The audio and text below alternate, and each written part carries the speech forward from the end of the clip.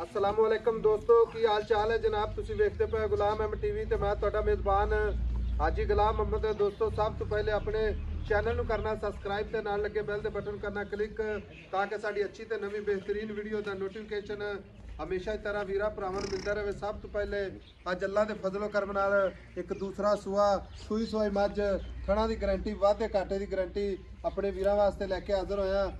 उम्मीद करांगा जिन्ने मेरे वीर भरा ने सारे खैर खरीदना होंगे। बाकी जनाब किन्ने दिन हो गए ने किन्ना बौला या दुध करती है ये अगे चल के सारिया गल्लां जनाब मालक तो साझियां लवांगे। मगर कट्टा माशाल्लाह बड़ा खूबसूरत। बाकी मੱਝ मेरा कैमरामैन विखा रहा है ये छोटी माशाल्लाह दूसरा सूआ सूई है। छोटी का कद चंगा लाम चंगी पूरी जनाब माशाल्लाह शौक वाली माशाल्लाह बिल्ली अख कन्ना ते जनाब पशम पूरी गिठ गिठ बाकी निक्की निक्की सिंगी माशाल्लाह पूरी जनाब जत वाली झोटी अल्लाह दे फजलो करम नाल। बाकी मेरा कैमरामैन अल्लाह दे फजलो करम नाल पूरे अपने जनाब कैमरे नज़र ना विखा रहा है तो भरावां ने तसल्ली करनी है। वाधे घाटे की अपनी जिम्मेदारी होंदी है। बाकी जनाब लैने देने हमेशा ही तरह मुकद्दर सौदा नाल नसीब दे खुड्डा पुट्ठा ढाक कैमरे मेरे दी नज़र है। तुन्नी कोड़ी का निशान कोड़ी खुर माशाल्लाह चारे जिवें जनाब घोड़ियां दे सुंभ हुंदे ने थप्पे दा लिबास पद्धरी जगह ते खड़ी है। कोई वाधा घाटा नहीं अल्लाह दे फजलो करम नाल। बाबा जी अस्सलाम वालेकुम। वालेकुम सलाम। बाबा जी की हाल चाल है? ठीक ठाक फिर तस्वीर बिल्कुल ठीक ठाक। ये छोटी आपने किनवा सुआ सुई है? ये दूसरा सुआ सुई है। दूसरा सुआ मगर कट्टा आज 3 महीने सुई थी। आज तीसरा दिन सुई थी। ते माशाल्लाह 10 किलो दूध कर गई।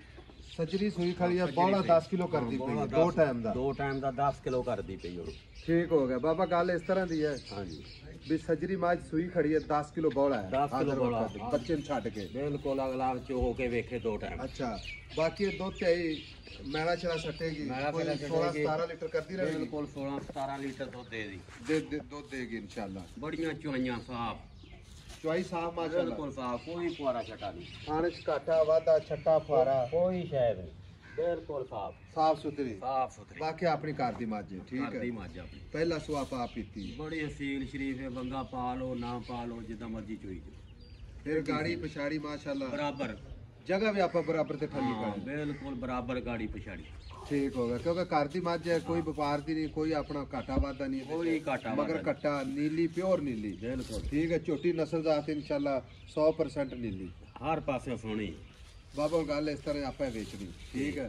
मुकदरा नाल आज मिलिया मेरा ख्याल साल 2 साल हो गया आप ते साल 2 साल पहली बारी फिर तेरे को आ गया 2 साल बाद ठीक है। अगे एक तेरी छोटी तैयार हुई सी कर दी एक बंदे दिती माशाल्लाह यकीन कर जा अजे तिकर याद करदा है कहंदा हाज साहब कदे उस बाबे को जाओ कोई छोटी आ दस्यो।